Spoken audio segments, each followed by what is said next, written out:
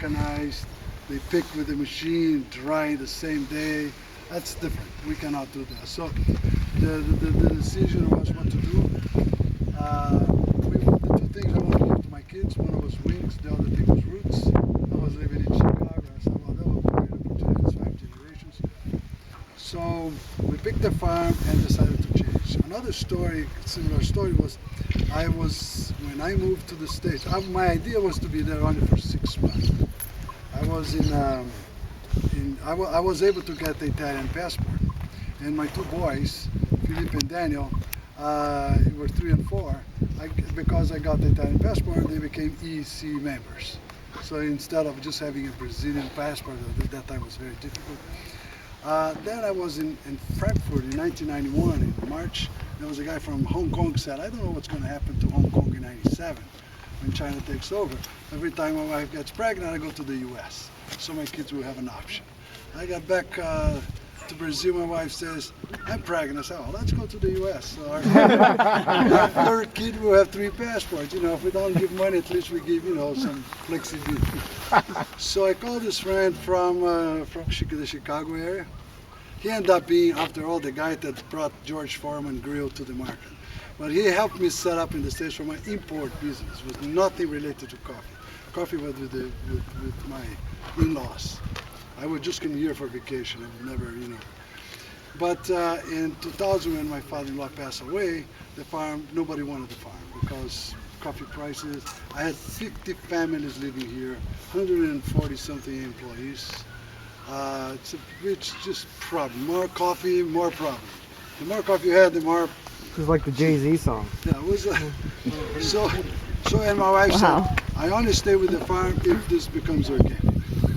My wife was always this different. She had the kids at home, and always, she was the first buyer from Whole Foods. She would change the schools into organic food in America. So she was this different.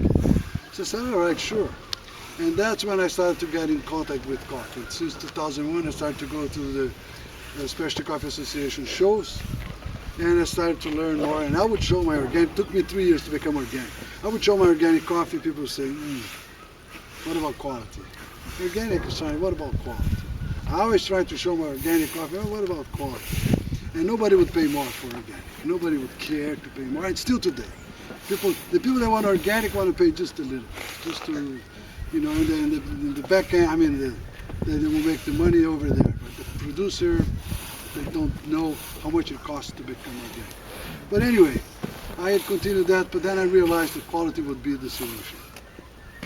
But the farm came at the I was saying, when I decided to move to the US, we went there for 6 months. I rented a house in Highland Park. But my wife said, oh, let's stay 2 more years. These boys will learn English, will be a good thing. So I said, well, here in America, you buy a house. You don't rent a house. It's cheaper to buy a house. So we ended up buying a house on Bobolink Road. 8 years later, I'm still in Bobolink. I was invited to join the board of the Nature Conservancy of Illinois. And they gave me a mug. It was a bird, Bobolink. I said, what a coincidence. I live in the street.